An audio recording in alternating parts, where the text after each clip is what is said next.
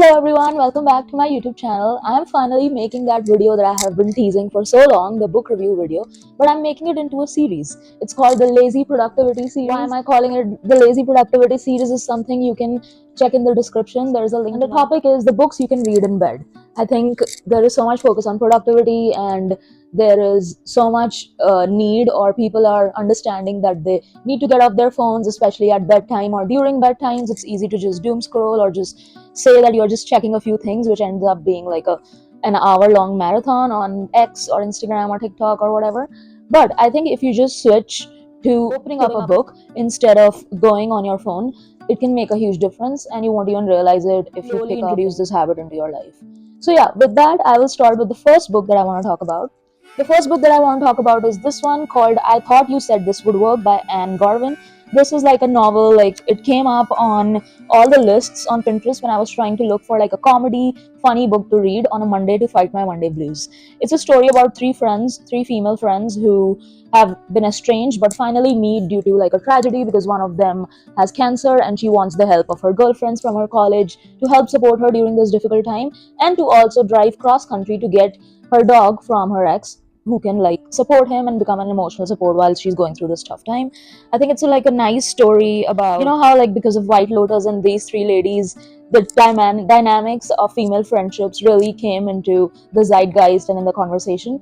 This is a similar story, a little less vindictive as these women, but similar dynamics showing how things change once you grow up. The friendships in college don't remain the same. A little bit of Dil Chahta Hai vibes also. Yeah. It basically also takes you through different parts of the Americana. So if you are living in the US or have lived in the US, it kind of gives you a glimpse of the stereotypes of each state that they are crossing during this cross country trip. There are many funny, like punched up lines in this book that reel you in as soon as you start reading. I marked this one out. In Wisconsin, we cuss you out quietly and then send a casserole an apology. So stuff like that really keeps coming up. Tongue in cheek, a will they won't they romantic dynamic between the doctor of the friend who's suffering from cancer and one of her friends, and that also leads to like an interesting twist of events to the book. So, and it's not even that long, it's 290 pages. I think you could easily read this in bed, and if especially you want to get out of a reading slump with something funny and lighthearted, this book can be of help to you. And with that, let's move on to the next. The next book I want to talk about is the Bhagavad Gita by Eknath Easwaran. Although this is seen as like a Hindu mythology literature, I would call it a very agnostic read for anyone who's trying to understand the workings of the universe, or someone who's just trying to do work. I think like, okay, so I think, you know how Nike's logo is just do it? This is the book that helps you to just do it. In the most layman terms, that is how I would explain this book. It can help anyone be grounded, understand why we are been put on this earth. To basically, the essence of Gita is we have been put on this earth to work. It takes a very work is worship approach towards life, the karma concept, trying to help you understand that work is easier and less daunting if you detach yourself from the outcome of it. So if you're not worrying about the ego tainted parts of doing any work, such as praise, profit, those kind of things, doing the work that life circumstances have put in front of us becomes easier to do. Work on it in a very detached form. The story behind what's going on in Gita is it's a conversation between Arjuna and his mentor Lord Krishna, who Arjuna is being tasked to fight his cousins, which he doesn't want to do. But what Lord Krishna is telling him is by doing what the task at hand that has been put in front of him, it will lead him to the path of self-mastery, making him understand. There's a lot that I have like underlined, but I could read from my computer the main quotes that I have written. So, the essence of Gita can be given in one word: renunciation. Renunciation from selfish attachments to material things, more importantly to people. It focuses on the concept of nishkama karma, which just means selfless action. I think this is one of those books that, speaking of reading books in bed, it's one of the books that I can start my day with. Just reading a couple pages of the Gita kind of propels me out of the bed, just like I gave that Nike analogy. It just like helps me to just do it, just take charge of the day and get things done that lie ahead of me. Because, okay, like for example, here it says that Krishna says the very nature of the mind is incessant activity. So we are meant, our brains are wired to do some kind of activity. We have been put on earth to do work, to do karma, and we must do so. And what makes doing that work easy is our actions don't become tainted by ego involvement, like things such as the need for praise, power, profit, prestige. If we let go of those ego related rewards, doing the task at hand becomes even more pleasurable, even easier, less daunting, and it also leads us to the path of self mastery. Because think about it, if you are embarking on any challenge that initially starts with an ego related outcome or reward that we are seeking. It could be something as simple as wanting to be get in better shape, be good at your job. All of this leads to us having to adopt some level of self discipline, sleep on time, eat better. Even if you're not working on your physical fitness, anything to do with mental work also requires you to get into some sort of good nutritional sleep, food, exercise, or trio regime. All of that does lead to self mastery. So even if we are starting with a goal with a selfish motive, it does put us on the path of self mastery, which is what Lord Krishna is telling Arjuna in Gita. Renouncing selfish goals, renouncing selfish desires, and just doing work just like it's worship and second nature, which it is what Gita is trying to teach. And that is why I love to read it, and it's my early morning, first thing in the morning read. With that, let's move on to the next book I want to talk about is this collection of short stories called The Memoirs of Sherlock Holmes by Arthur Conan Doyle. I got this book on half off from Crossword. I think I talked about this in one of my previous vlogs. It's basically a collection of short stories, so they are quick and easy to read and get done with to get that dopamine hit of having accomplished reading a full story end to end. A good, relaxing read. There are 11 adventures, so pretty similar to if you have watched that BBC series with Benedict Cumberbatch. They set the stage, which at 221 Baker Street in London, where someone comes up with their query or their case, and Watson and Sherlock go about solving it. The writing is a little antiquated, a little old timey, which actually makes it pretty funny and interesting. I want to read one of the pages from chapter 2, or The Adventure of the Yellowface. So they are talking about Sherlock Holmes' nicotine addiction or something, or just his drug consumption, and it says, save for the occasional use of cocaine, he has no vices. He only turned to drug as a protest against monotony of existence when cases were scanty and the papers were uninteresting. Put him like in victimhood when he uses cocaine and has no other vices, and he only does that when life is getting boring, the monotony of existence and whatnot. I feel like the way they set the stage at the beginning of each mystery or each chapter could be a creative writing class of itself.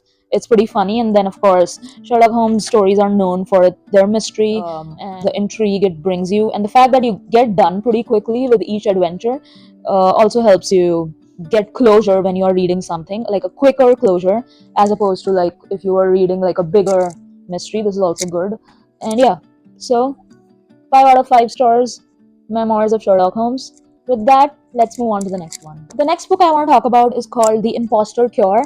You Are Not a Fraud, You Deserve Success, You Can Believe in Yourself by Dr. Jessamy Hibbert. It's a definitive guide to understanding imposter syndrome. I could go on and on about this book. This book is my actual Bhagavad Gita these days. I have been reading it repeatedly and trying to imbibe the lessons from it in my life. I want to, unlike other books, I want to start the review of this book with a personal anecdote, background to why I think I suffer with imposter syndrome. So, when I was 16 and we have like our board exams in India, I did really well. I got 97.4 out of 100, like a dark horse situation in that school, wherein towards the end of the school year, other people were ahead of me. I was not bad, I was still getting more than 90, 95, but I wasn't like the topper, so to speak, in 2008, prior to the national level board exam, which proctored and graded by a more national level teachers and graders, and it's not like a regional school level grading. So up until like the school level, I was in the top 5 or the top 10, but I wasn't the topper. And I remember I just, for those last 3 4 months, I just put my head down. I lived a very disciplined life, woke up at 6 a.m. The first thing in the morning, did exercise and socializing. So like playing badminton with a friend mandatory for the first 1 hour of the morning, and for the rest of the day just focusing and studying the whole day, which most people did. But I think what happened in that situation was, and this seems very trivial now that I speak about it, but at the time this was a big deal. As soon as it was revealed that I have scored 97.4, which is the highest in the city, there were people from like the newspapers and the people from FM and whatnot, as it happens in India, making like a huge deal about it, interviewing me. So I was in the press and interviews, and I was doing all of that for the next one week. But how things shifted in that 1 week for me, and how that still impacts me to this day, is something I wanted to share before I simply just do a book review of this. You can skip to the actual book review, I can put the timestamp over here, but I'm just so compelled to tell this story because this was my Roman Empire or my canon event, whatever the cool kids call it. But yeah, I was 16, a very formative young age, suddenly emerging as a dark horse within my school, suddenly being put on this pedestal that I didn't ask for, that I didn't expect. Of course, my parents were on cloud nine and they were happy about it. It's a big deal for the family. But I saw how like the optics or of everything that changed about around me. For example, like my closest friends just became suddenly very catty and very vindictive around me. The ones who were doing well and were expecting to top, they try to minimize this achievement by saying 10th marks don't even matter. And but ironically, they were also the one who were fasting all night. So this girl, she hadn't eaten all night and praying to God that she tops. So I was like, अगर 10th के marks matter नहीं करते तो तुमने व्रत क्यों रखा हुआ है for the last 48 hours? Why haven't you eaten anything? So I could see how like minimizing my achievements, the bullying that came from the person who got 97.2 instead of 97.4, just a whirlwind of the range of emotions and the range of different reactions that went around me as someone who was just 16 was crazy to deal with. And how the nature of friendships changed, how I was pretty much called a fluke and ये तुक्के से हुआ है या it was a luck thing, and she wasn't like on the top in the last she was in the top 5 but she wasn't the topper in the last 4 or 5 months. How did she emerge to score the highest? It might be a mistake, it might be a fluke, including like people who, like the father of the father of the girl who was actually on track to top, said this while standing 2 centimeter away from me that don't worry, जो लोग 10th में top करते हैं वो आगे जाके कुछ ज्यादा कर नहीं पाते हैं. So just seeing all this around me and being called a fluke so many times is why I think I have imposter syndrome. Why when someone has minimized your success or whatever you want to call it on such a loud and such a open basis, it does something to your head. My life is pretty much pre 97.4 and post 97.4. Everything related to the way I performed or carried myself, my confidence levels, my mental health, my stress levels, my expectations for myself. Thinking you are a fluke is the primary symptom of imposter syndrome. When you heard that you are a fluke from so many people and then you have a downfall right after because you just have so much pressure and anxiety and stress of people's expectations around you to prove them wrong, to prove your bullies wrong, to stand up to them, to stand up to the parents of the bullies. That is something that is a lot to take for a 16-year-old. Anyone who's ever been in therapy, they might know that every time you tell your therapist, oh, so in my childhood, they secretly go, oh yeah, tell. So it's like finding something that is really going to help them solve the case and put everything together. And this was my Roman Empire, my canon event. This is where things changed, the way I viewed myself changed, the way the world viewed me. It also propelled me to leave the country because I realized how toxic Indian education system can be. I know now from Gen Z, I have heard they have switched to like a grading system instead of like a point 2, point 4 for second, third system. I'm not sure how true that is. I just realized like no one shits on the valedictorians is what they are called in the US when you do really well in your K-12 or being in the graduation class of your high school. I have never seen someone shit on valedictorians as much as I got shit on. I also wanted a more holistic education wherein I'm not just doing STEM and I'm also pursuing careers that are outside what is seen as conventionally successful in India. So I wanted to lead the shadow of being a topper and have a more holistic education is why I went. But I think even when I left and to this date, every time I'm faced with a difficult task, that 16-year-old topper who was told that they are a fluke, that girl is still inside me till date. Which is why reading books like this can be really helpful to externalize those voices, to externalize imposter syndrome, and to understand how jealousy, comparison culture, all of these things led to what happened to me after the 97.4 incident. And I do my best to externalize that incident and not put myself in a victim box due to something that happened to me when I was 16. But it is still so live in my brain.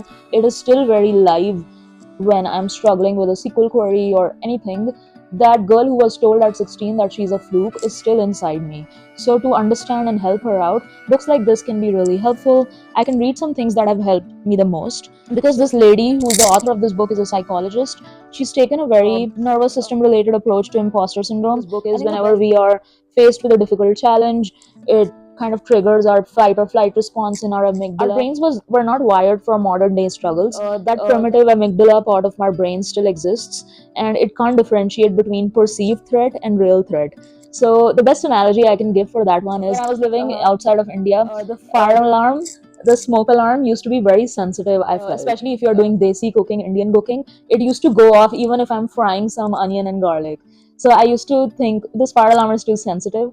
But you could also have a different perspective that this fire alarm is doing its job really, really good. It has a bunch of false positives, so it's like a dual perspective. Anyway, where I'm going with that analogy is our brains are like, especially the brains of people who think they're imposters or have any kind of anxiety issues, are like a sensitive fire alarm that is really sensitive to false threats also. So if someone is sending you an email late at night, you could think that it's an email that is something to worry about, but it could just be someone giving you constructive criticisms to tweak your presentation or what. False alarm, sensitive fire alarm type amygdala nervous system brain of ours assumes that it is a very high level threat situation, and that is something that we have to understand, that our feelings are not facts. Thoughts and feelings are two different things. Another thing that really helped me from this book, and I'm going to read off of my computer notes, is people who are non-imposters, so people who don't think they are imposters, agree and accept they are imposters to some extent. So they understand some amount of trickery and certain amount of bluff is involved in both love and life, especially at the beginning of a new job or a new challenge.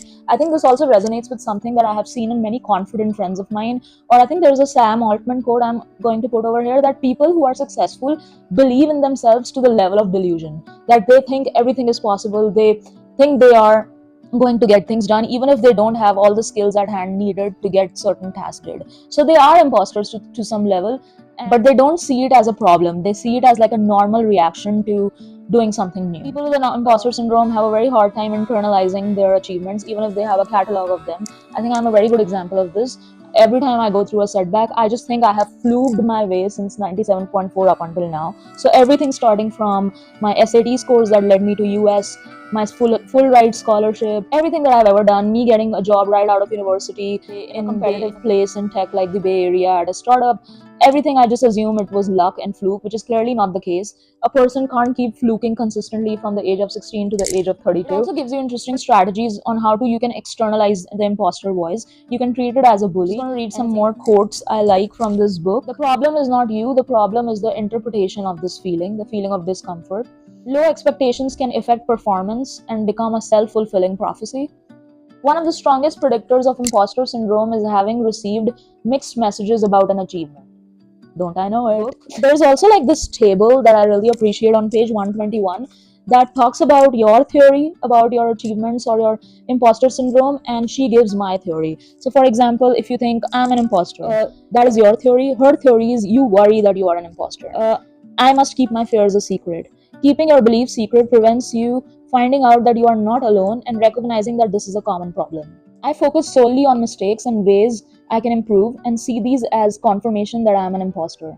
Her theory: everyone makes mistakes. They are not proof that you are an imposter, but just a sign of being human. This has been really helpful for me because I'm currently embarking on a new challenge in my life, and reading this as much as I would read Bhagavad Gita every morning has been really helpful for me to tackle like a difficult new uncharted territory. This book is really helpful if you find yourself doubting your achievements, if you find yourself minimizing your achievements and blowing your mistakes out of proportion. It can really help you with someone who has seen even CEOs deal with imposter syndrome. So yeah, that was a long ass review. Thank you for bearing with that, and let's move on to the next book. The last book I want to talk about is what I talk about when I talk about running by Murakami. This is not my first Murakami read. My first was the famous Norwegian Wood, but I didn't like it that much. There is like a full, more comprehensive review of Norwegian Wood on my Goodreads. I like this one better. I think the way it flows, it's an easy read, less than 200 pages. It's pretty. It's a memoir of him talking about embarking on this journey of running in a marathon whilst also writing a book. When we set off to write a novel, when we use writing to create a story, like it or not, a kind of toxin that lies deep down in all humanity rises to the surface. I think he talks about how difficult and not so much of a easy task writing a novel is. He's trying to say that to do such an unhealthy activity, you need to at least have a healthy body, which is why I'm running. I think there was a quote I can read off of my notes. To deal with something unhealthy, a person needs to be as healthy as possible. That's my motto. In other words, an unhealthy soul requires a healthy body. I think that is interesting in two ways, because someone who has an outwardly appearance of like a very healthy person may be struggling on the inside. He literally called it an unhealthy soul. So there must be something to it, which made me realize like all that glitters is not gold. Someone with a really good physique may be struggling on many levels on the inside. Overall, it's an interesting read. Norwegian Wood is also interesting. It's kind of sad, and I didn't understand the appeal, but it's still a good read to read in bed. But I would say in like a backhanded compliment way, in the sense that it would put you to sleep. It is like a slow, poignant, melancholy kind of a story. Also, when I started to research Reddit and YouTube to see what the hype about Norwegian Wood is, I kept running into this one idea that he talks very poorly or in a very low light about the female characters in his books. And now I just can't unsee that. I think that is true. Like even in this book, he was talking about the female bystanders or like the people he encountered while running, and he said these girls probably don't know as much as I do about pain. So he makes comments like that a bunch. But Murakami is a gifted writer. Anyone who's trying to learn good storytelling can obviously learn from all of his writings. His genre is not something that I'm a fan of. Friends who have read other books, they talk about his books being more about like fantasy, and Norwegian Wood was like a slow, poignant story about his college life. But this memoir is pretty good. It also got me to the gym and started running myself. So, in that regard, I think this is a really good book. I could read a few more quotes from my Goodreads. Nothing in the real world is as beautiful as the illusions of a person about to lose consciousness. So, he was running really hard one day and he thought he was about to faint, which is when he made this quote. What I do know is that people have certain inborn tendencies, whether a person likes them or not, they are inescapable. Pretty good read, pretty easy read, easy in the sense that it's smaller. And yeah, so those were my book reviews for this time of the series. I have a whole lot of books sitting with me, and they are halfway, one third way done. So I will include them in the next time. I hope you like this video. Feel free to check out my Goodreads. And yeah, I will see you guys next time with some more book reviews. Bye.